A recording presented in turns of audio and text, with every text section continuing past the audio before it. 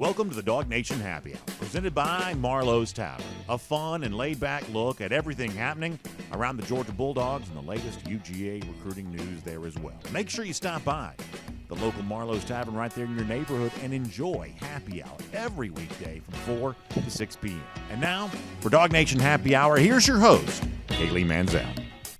Hello, Dog Nation, and welcome to the latest episode of the DawgNation Happy Hour, brought to you by none other than our good friends at Marlowe's Tavern. As always, I'm your self-acclaimed Happy Hour expert, Kaylee Mansell. I've got two very special guests with us today, but I do want to go ahead and let you guys know that due to external factors that are outside of the DawgNation headquarters control, we are pre-recording today's episode, so we won't be able to take your calls live, but let's just think of it as a pregame or day drinking or brunch. Just as fun as a happy hour. So excited you guys are joining us. Today, my very two special guests, the last two that have not been on together, I believe. It's the world's best designated driver, Mike Griffith, and the happiest person at happy hour, Brandon Adams. Guys, so excited to have you on. You know we always start off the week with a question, and I've got a tough one for y'all today. I don't know if there's a right answer or a wrong answer, but I'm excited to hear what you have to say. BA, the pressure's on. What DawgNation employee would you like to attend happy hour most with? Well, first of all, you can tell I'm not quite in a happy hour vibe here right now. It's more like, as you said, kind of mimosas and brunch, I guess. Yeah. It's outside, it's daytime. But you know what? We're equal to that task as well. And as far as the happy hour, compatriot I'd like to have, obviously that's you. I don't think there would be anybody around DawgNation more fun than you for happy hour. That is, after all, your brand. That's what you've established here. So you're clearly the queen or the princess, whichever you'd prefer, of happy hour. So if there's a happy hour thing happening, I want you to be a part of mine. Mm-hmm. Brandon, I like that. You're trying to get on for next week's show. I respect that. But I think that you and I might get into some trouble if we go to happy hour together. Mike Griffith, what do you think? Yeah, I think I'd have to agree with Brandon. I mean, You're the newest DawgNation cast member. Everybody wants to get to know you better. Certainly our audience enjoys your exchanges with us. And so I guess it would be you, Kaylee, just because I want to continue to get to know you better and know more about your background and your thoughts on Georgia football. And, Brandon and I go at it every Wednesday and Thursday. We do our Go with the Flow. And that's right. We sit next to each other in the press box, and we know each other's moods. I know when he's getting excited. I know when he's getting a little irritated with me because I'm getting overconfident with Georgia. We kind of know each other pretty well, but you're the newbie. So you're my answer as well. Man, well, two things on this, first of all, and I don't mean to cut you off, Kaylee, but I got to confess one thing, and I want to respond to what Mike said. First of all, here's a brief confession. This has obviously not been the world's greatest week around DawgNation, as Kaylee pointed out, and so we're doing this in a pre-recorded fashion. So I wanted to kind of find a nice spot outside to kind of sit here and do this with. So I'm sitting out here right now. I got a beautiful, kind of lake in the background, got a little bit of a fountain. But now the breeze has sort of picked up, and the fountain is now blowing like sea spray onto me. I'm getting rained on out here as I'm sitting right now. So even this currently is not going as well as I'd possibly like for it to. So brief confession there on that. But as far as what Mike points out, he's right. Every now and then we'll kind of go at it here left and right. But, Mike and I have also worked in sports our entire life. Mike's done 1,000 sports radio interviews. I came up kind of hosting sports radio shows. And I think Mike and I would both say that's just sort of par for the course when it comes to sports talk. You get on, now it's streaming video or podcast, whatever else. It used to be radio, television. You get on there, you argue, you shout back and forth. I think that's a venue in which both Mike and I are pretty comfortable because I think in our backgrounds, we have certainly had plenty of that over the years. Well, it certainly makes it more interesting when I get the chance to produce DawgNation Daily on Wednesdays. It's always my favorite guest call of the week because it keeps you entertained. And the purpose of not playing favorites on this call, I was thinking about it. I think if I had to do a happy hour, the DawgNation member, I'm going to say Connor Riley, but I need you guys to hear me out on this.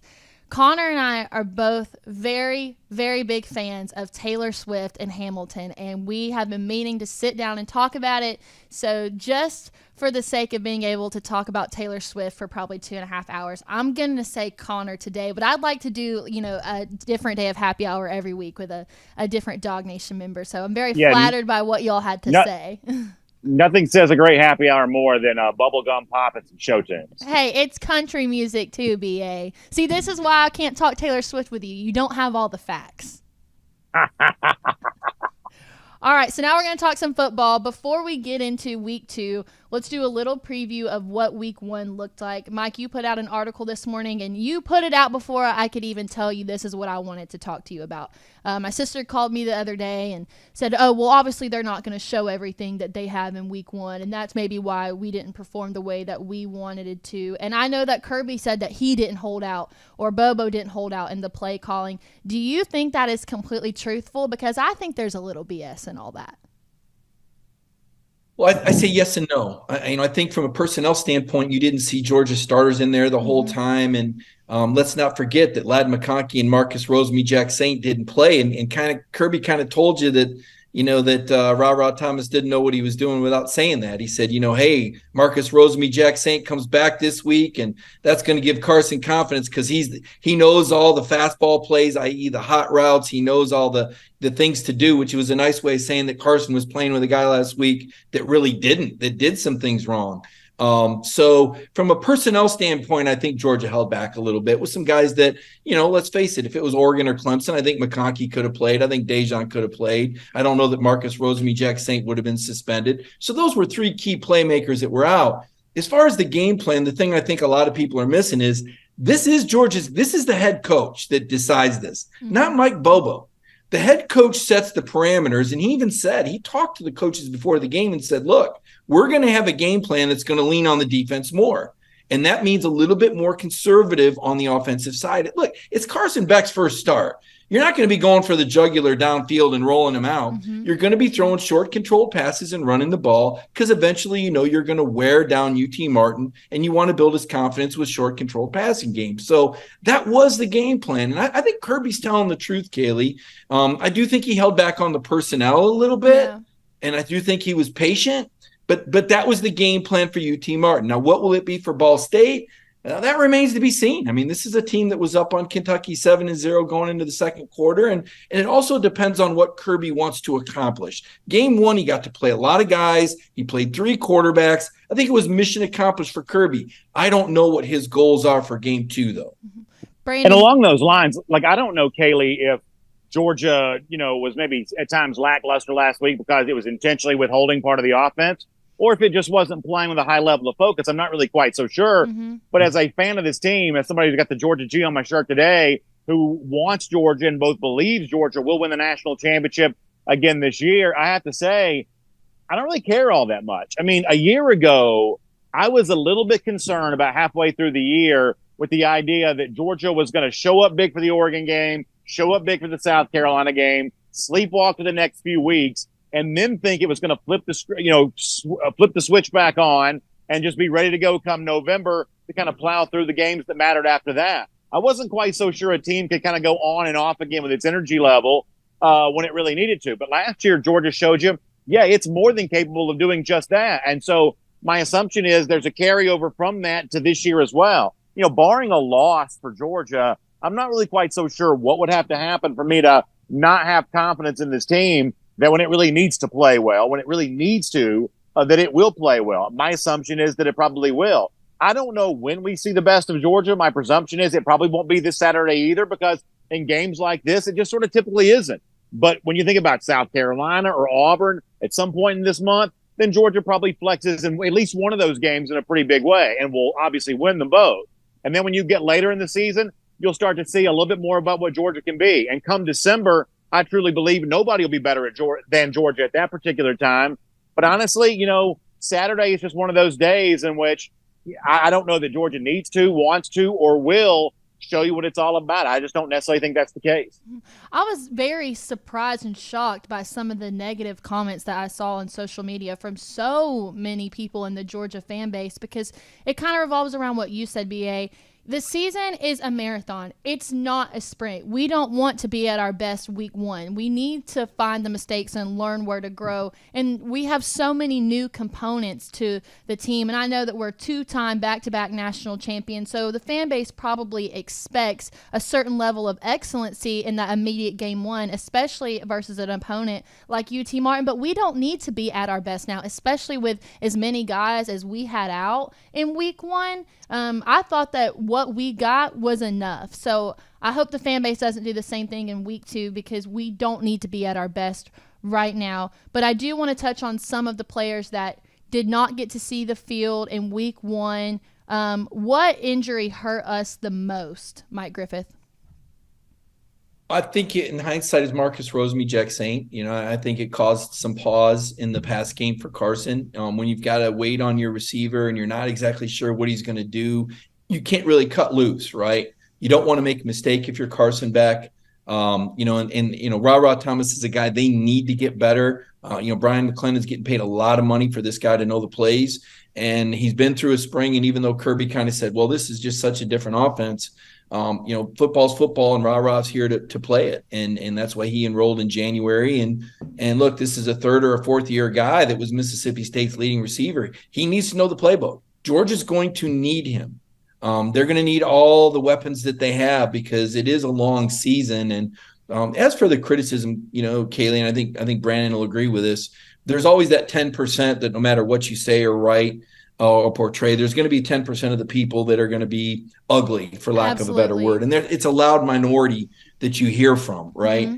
I think there's some confirmation bias going on with Mike Bobo. Yeah. I think there were Georgia fans when he was hired that didn't like the hire, that were just chomping at the bit and waiting for the first opportunity to be critical of Mike Bobo and say, well, Todd Monken wouldn't have done it that way. Really? Because you must not have watched last year's game against Kent State or Samford, or seen Stetson Bennett struggle against Kentucky or parts of Florida or parts of Mississippi State, because nobody's perfect. And it's not fair to Carson Beck or Mike Bobo or Georgia to compare the TCU 65-7 game to the opener, because that's not how Georgia was. Last year was not us sitting back with our feet kicked up on the table watching Georgia beat the hell out of everybody. That's not what last year was. Think about this. There were some anxious moments. Think about this. And I'm going here because I'm going here. Alabama lost 2 games last year, on the road at Tennessee and at LSU on the final play of the game. Georgia was down 10 points at Missouri and against the Ohio State in Atlanta. How much difference was there really between those two teams? I mean, look, Georgia's the champion. Georgia should get more credit. Kirby Smart should have been National Coach of the Year consensus for losing 15 guys to Georgia. Did not get proper credit, recognition, or their due last year or this offseason. But 1 week into this year, I think it's fair to say that Georgia's got their work cut out for them. And now we've seen Kirby do it before. To Brandon's point, there's no reason to believe that, that they won't achieve and get better. And your question is very good. Adding Marcus Rosemy-Jacksaint back is going to be huge. Adding Ladd McConkey back, whenever that is going to be huge. Having a healthy running back is going to be huge. But right now, what we're seeing is not the best of Georgia. And to your point, Kaylee, and Kirby Smart said it, nobody says you got to be the best after week one. And as far as the conversation that happens around Mike Bobo involving Georgia fans, I'm going to defend Georgia fans to a certain extent. I mean, I thought in some cases, some of them were a little too critical of Bobo last week. But to me, that's a reflection more of, I think, the high standards that are in place for the Georgia offense and the requirement if you want to win the national championship. The difference in, like, say, 4 or 5 points per game would be enough to maybe turn Georgia from a national championship team to a team right there on the outside looking into the college football playoff. You go back, 2018, that's a year in which Georgia was probably the 5th best team in the country, just outside the college football playoff. You're talking about a team that year, from a points per game standpoint, was about, 14th, 15th in the country. Last couple of years, you're talking about a top 5 scoring team, and those are teams that win national championship. When you pair great offense with great defense, that's the recipe for winning it all right now. And, obviously Mike Bobo's got the responsibility of maintaining the very high standard that's been in place for the Georgia offense. Now, I believe that he will do that. But some of the angst that shows up from Georgia fans isn't just about, fringe people kind of pushing the wrong narrative. some of that's just about understanding about the big shoes that a guy like Bobo has to fill, stepping in for a coordinator like Todd Monken, who was so successful. So to keep the conversation on offense, and this one maybe could stir the pot right here, BA, I'm going to come to you first. Let's talk Brock Vandergriff. 2 completions for 3 attempts, 77 yards, and a touchdown. Could Brock Vandergriff still be in this race, even though Carson Beck is our designated starter? Well, I certainly think that Kirby Smart's announcement of Beck as the starter a couple of weeks ago was significant. Smart has not always done that in every year, and I don't think that he would have done that unless he had clear reason to do that. And I guess the cool thing about all this right now is Georgia is making it pretty clear what that reason is. The reason why they're choosing Beck, they've said it, because Beck just knows the offense that much better. He's been here a lot longer. He knows the offense. And that's why Beck's the starter, and I believe that Carson Beck will continue to be treated as the starting quarterback for Georgia. But what Saturday showed you a glimpse of from both Vandergriff, who made some nice throws, and Gunnar Stockton, who had a couple of nice moments as well, what that gives you a glimpse of is the fact that Georgia's got a pretty good bit of quarterback depth here at the moment. There are a couple of guys here, in addition to Carson Beck, that can both be very capable quarterbacks. So I think that Carson Beck is obviously the starting quarterback for UGA right now. And I think if something were to happen to him via injury, or if you want to look ahead very early to the 2024 season, I think that either Stockton, Vandergriff, or perhaps Beck himself still could all be factors to potentially start for this team next year. Georgia's got quarterback depth, and it's never a bad thing to have more than one good player to position. It seems to me that's what's probably the case for Georgia. Mike, I know you have something to add to that, so I'm going to let you have the floor. Well, Kaylee, you've probably never heard the saying, "It's not you, it's me," because, of course, that wouldn't happen to you. I'm usually the one saying it. If Georgia does end up with a quarterback breakup for their starter, it's not going to be because Carson Beck's not capable, any more than it was because JT Daniels wasn't capable. If Georgia changes quarterbacks, it's going to be because they determine that the personnel that they have would be better suited to having a running quarterback. And that's what and that's what Brock Vandergriff gives you.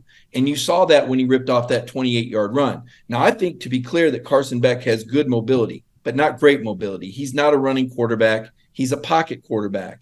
And as long as Georgia has the weapons needed to run that style of offense with a pocket quarterback, that will be the preferred method, because Carson Beck has more experience in the offense and it gives you more options and more plays. And we know that Kirby, not Mike Bobo, people got to get out of this mindset. This is Kirby Smart's offense. Bobo's the guy that calls the plays, but they do it Kirby's way, just like it's Brandon Adams' show. And when I go on as a guest, it's DawgNation Daily. That's Brandon Adams' show. And I'm on there to be a part of Brandon's show, just like Mike Bobo is on staff to be a part of Kirby Smart's staff. So if they do change quarterbacks, it's not going to be because Carson Beck ain't doing good Carson Beck stuff, because he is. He's good. He is an NFL talent. I don't know what he does in the NFL. I think he has more NFL upside than maybe the last couple of Georgia starters that you've seen. I don't think, I won't dive deep into that. But the point is, if Georgia needs a drop back guy, Carson Beck's the guy. But if Kirby Smart steps back and says, you know what, we just don't have any production out of our backfield. We're just not getting a running game going. The play action shot game that he said, this is what it's just not. If he feels like RPO is the way to go, then it's going to be Brock Vandergriff sooner or later. But I don't know. I don't have a crystal ball. I don't know how these receivers.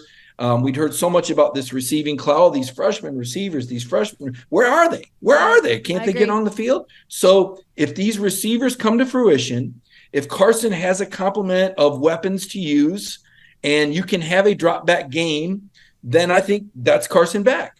But if at some point Kirby Smart says, you know what, we might be better with a running quarterback, I think that's still Brock. And to BA's point, I think Gunnar Stockton looked good too. Yeah. But I think Brock's further along. And I think there's a reason why they let him uncork one. 45, 50 yards downfield completion. And the reason we saw him take off running 28, 29 yards.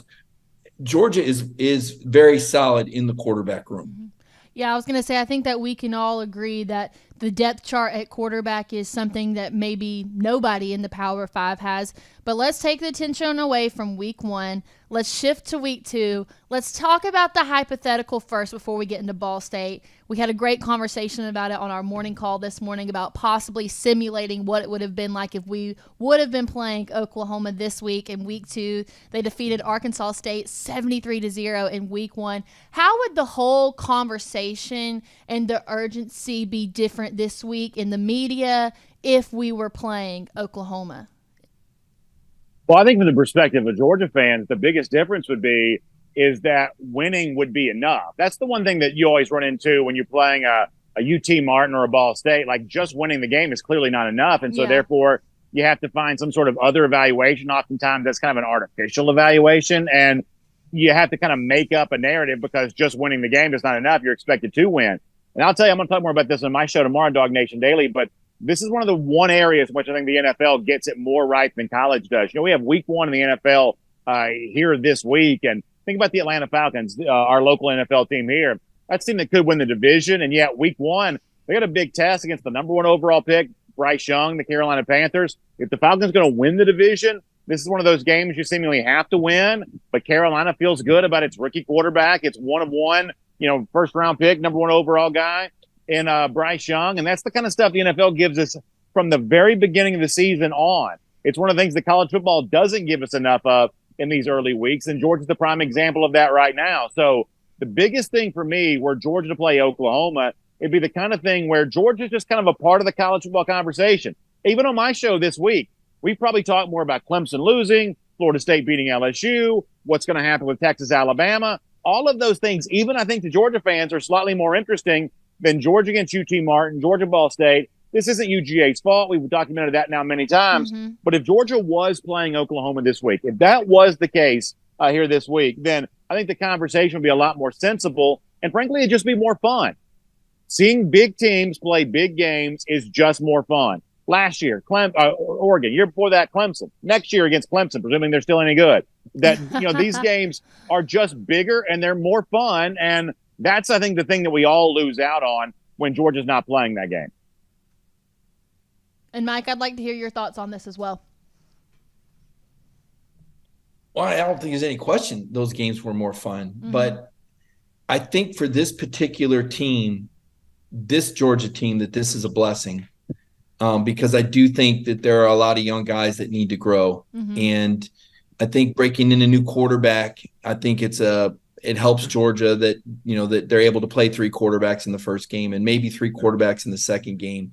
And I don't think Georgia should have to apologize for having a little bit weaker schedule than normal. I mean, because Georgia has played Oregon and opened with Clemson. And, even the year they lost to South Carolina in 2019, 5 teams that Georgia played that year had a bye week before they played the Dogs, including South Carolina, which was just completely disproportionate to other teams in the league and had a lot to do with, I think, why they got upset by South Carolina at home. So Georgia finally caught a break with the schedule. And, I didn't mind seeing UT Martin come out there and have that. Like Kirby said, I mean, those teams need those games to make the world go around. So I agree with Brandon's point. It is much more exciting when you get to see Georgia play a great opponent.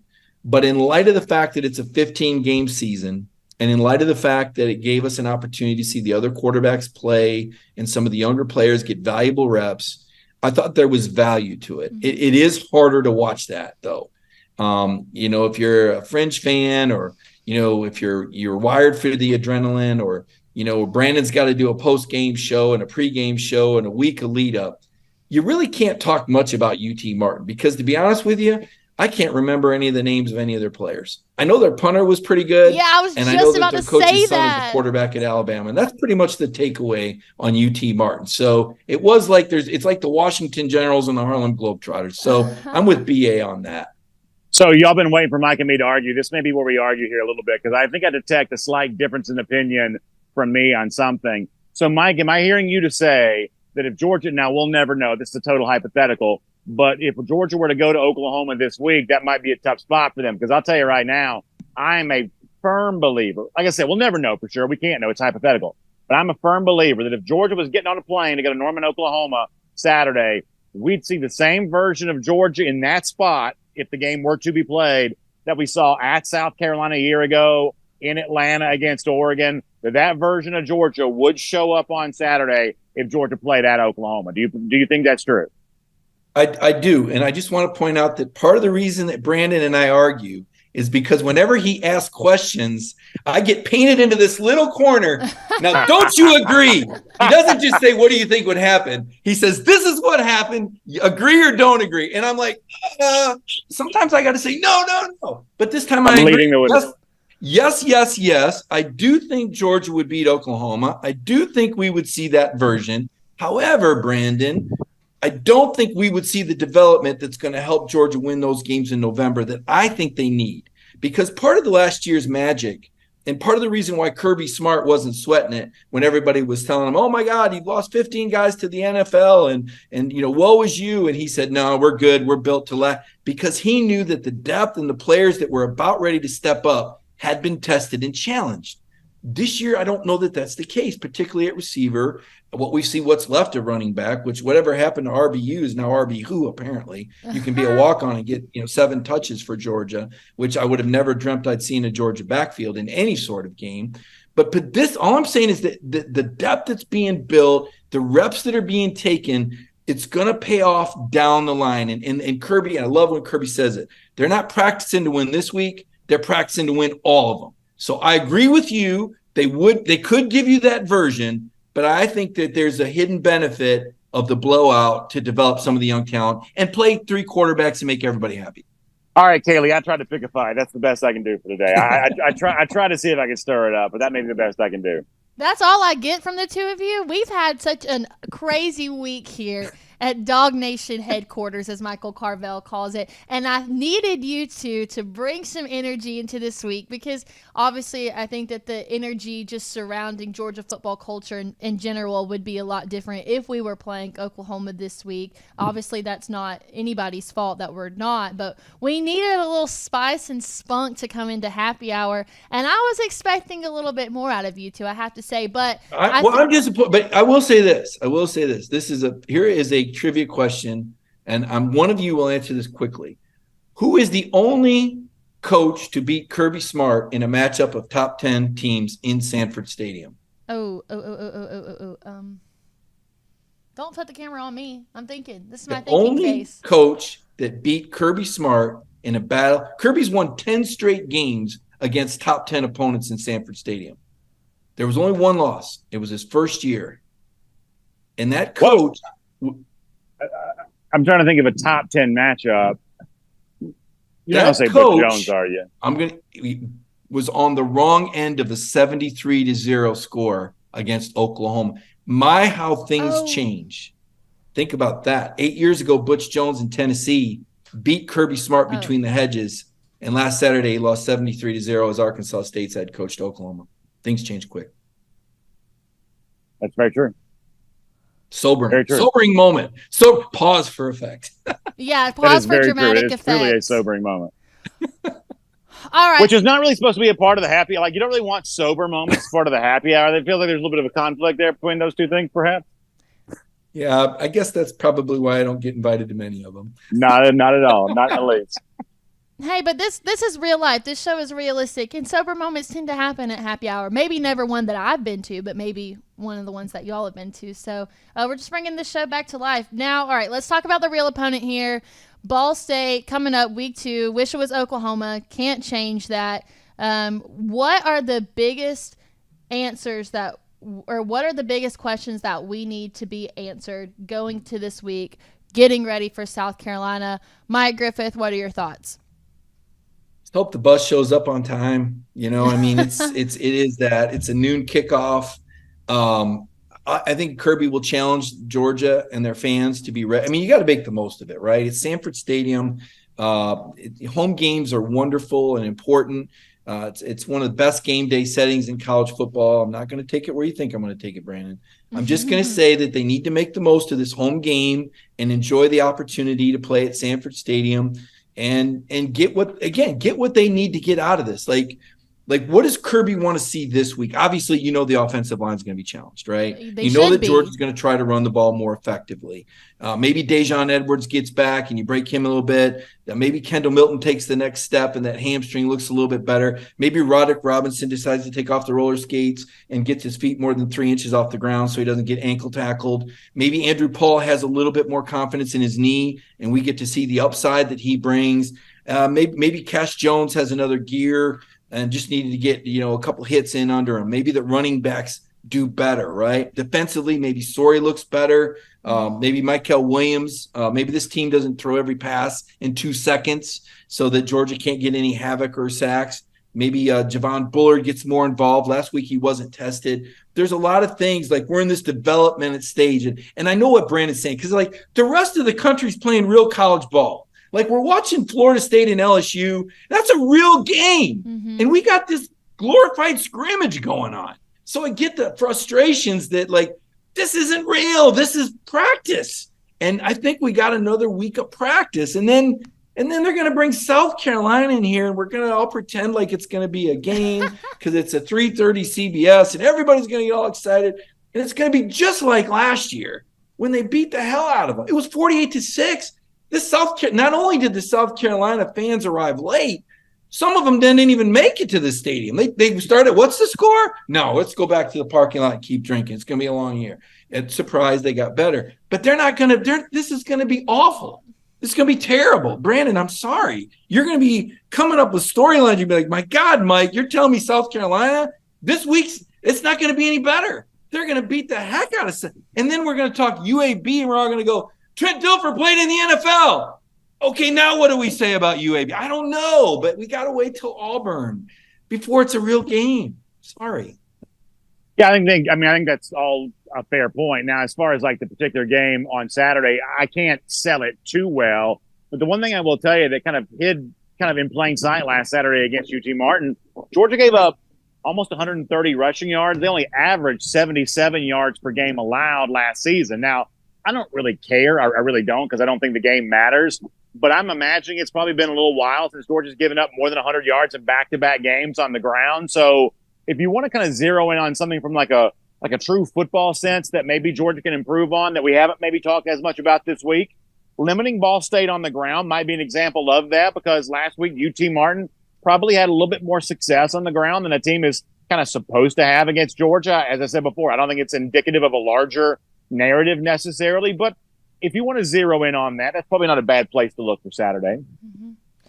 Well, I want to touch on what Mike said about South Carolina, because I agree with Mike. I don't think the South Carolina game is going to be entertaining at all. Yes, it's our first in-conference game that we're going to have, so there's a little bit of excitement in that. But, I saw a tweet the other day from a friend of mine who's a South Carolina fan, and I think this tweet really sums up how South Carolina looks every year. And it says, I waited 8 months for us to be less than mediocre again. Seems like for the last 10 years, it's the same story over and over. And I think that he hit the nail on the head. But the thing about South Carolina, and I think that if you're not an insider and you don't know this, you can assume this. South Carolina is personal.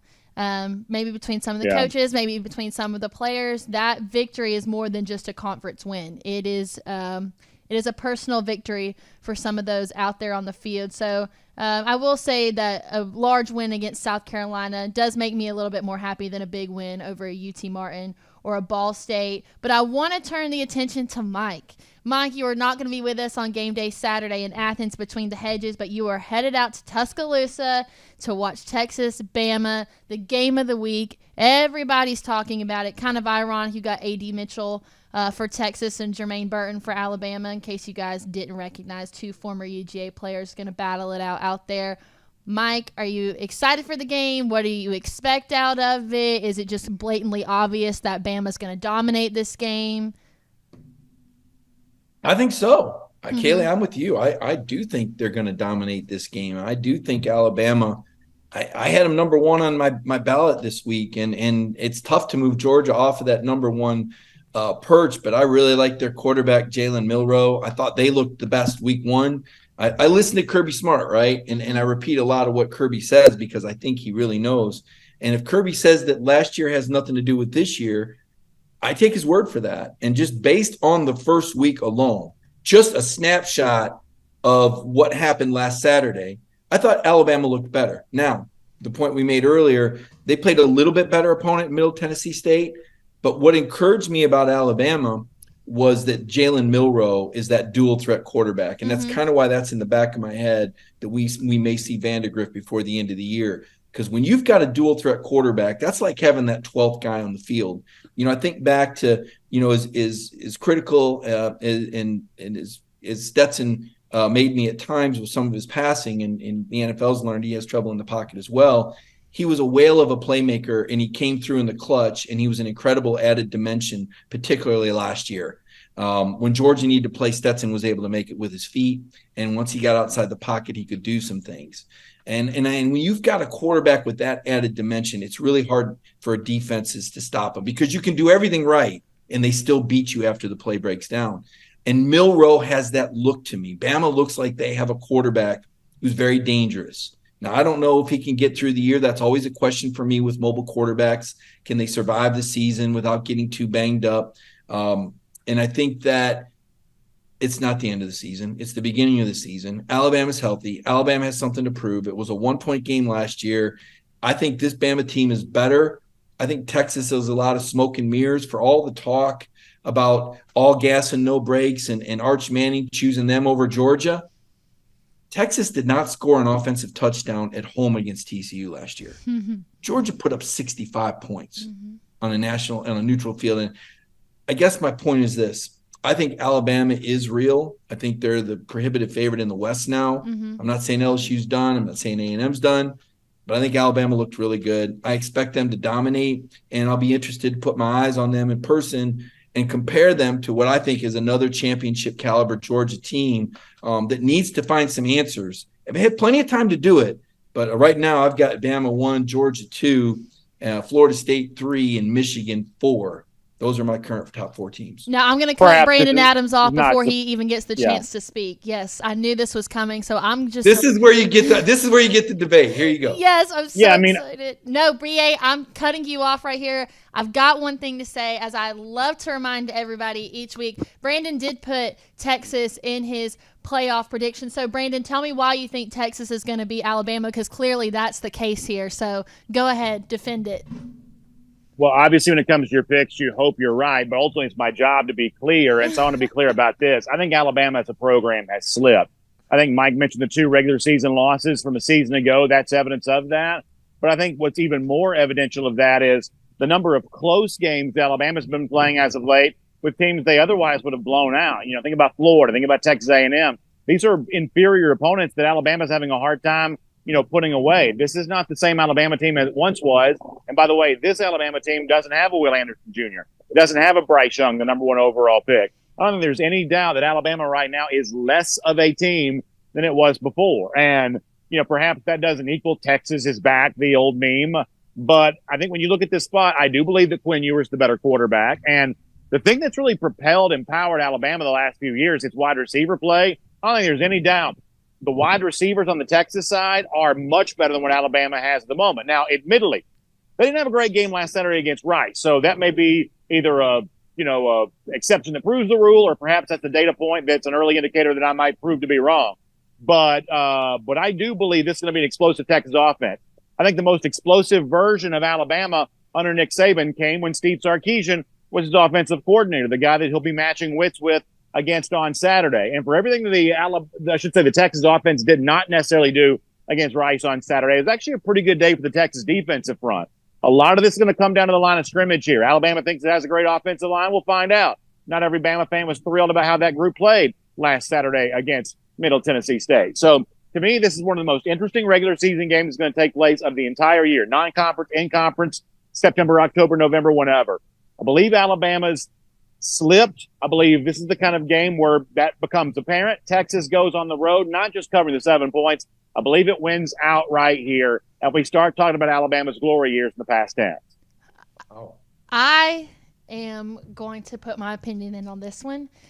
I'm with Mike G. I don't think that there's even a chance here. Yes, I think Texas might keep it close for the first half. I do have a lot of respect for Quinn Ewers and his gameplay, but I think that second half Alabama is going to take it away. I think they're coming in with a lot to prove based on what it looked like for them last season and the season before. I believe in their coaching staff a lot more, and when you look at Texas over the last decade, it's the same thing every year. Texas, and then they end up doing just like that South Carolina tweet. You wait 8 months for them to be mediocre all over again, just as it has been for the last 10 years. I know that they played Alabama close last year, but that was at Austin. This is in Tuscaloosa. Home field advantage is so real when it comes to playing Alabama, so I think that Texas might have a shot for the first half. Second half, they're going to take it away. That's all I'm going to say about it. Mike G, I'm with you on this one. But just kind of sum things up while we're on the subject of just what it looks like this week in terms of week 2. What is the one other game this week that you have your eye on, Mike? Auburn at Cal. Auburn is looming. That Georgia game at Auburn, to me, is the one that I say this is the game Georgia's preparing for. This is going to be the first test. Whoever starts at quarterback for Georgia, I think it'll probably still be back by then, but I think Vandergriff will be at the ready. That will be their first road start at Auburn in Jordan-Hare Stadium. Auburn was impressive in their opener. They've got a two-headed monster at quarterback. I like the way they're using Robbie Ashbrook in the red zone. I think Peyton Thorne's the real deal. I'm convinced that Hugh Freeze is a good coach in the sense of X's and O's. As far as what he does with his extra time or what phone calls he makes, I'm not in a position to judge or monitor that. I'm sure somebody else is getting paid very well to do that. But that is going to be a 10:30 p.m. kickoff at Cal, which incidentally has only played 4 SEC teams at home in its history, and it's undefeated at home against SEC teams. I was there for one of them. I watched Tennessee lose there in 2007. Ole Miss was the last team to play there in 2017. Ironically enough, Matt Luke's first or second game as an interim coach after Hugh Freeze had parted from Ole Miss. The other two teams were Tulane and Georgia Tech, just to give you some idea how long it'd been. Cal's Memorial Stadium is built on a fault line, incidentally, and back in 1923.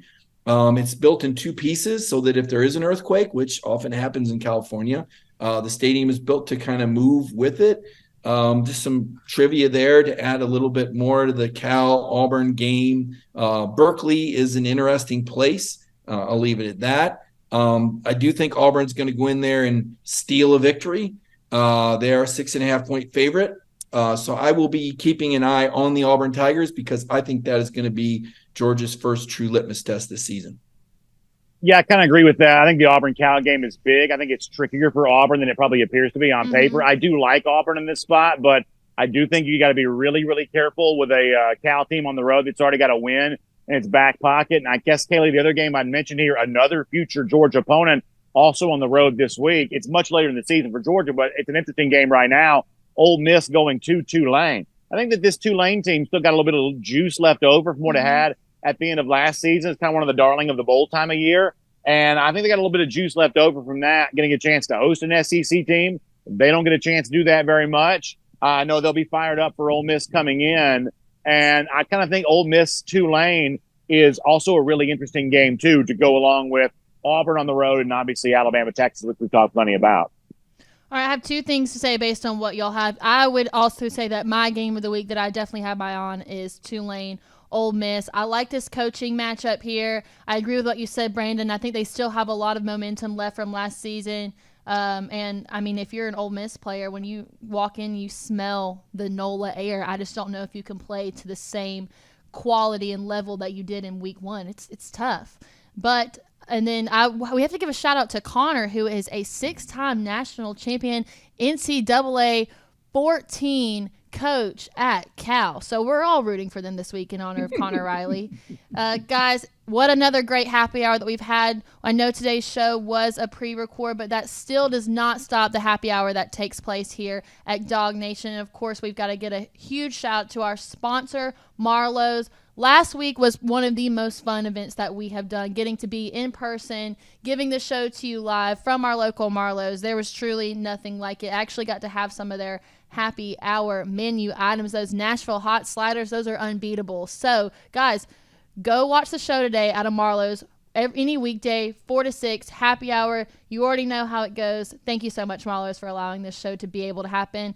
Brandon, Mike, thank you for being my 2 guests this week. It has truly been so awesome and captures the essence of what a good happy hour is supposed to look like. So thank you both for joining me. Brandon, I will see you on Saturday in Athens. And Mike, I wish you the best of luck in Tuscaloosa this week. Guys, make sure to join us again next Thursday for another edition of DawgNation Happy Hour, brought to you by Marlowe's. Enjoy week 2, and we'll see you back here next week.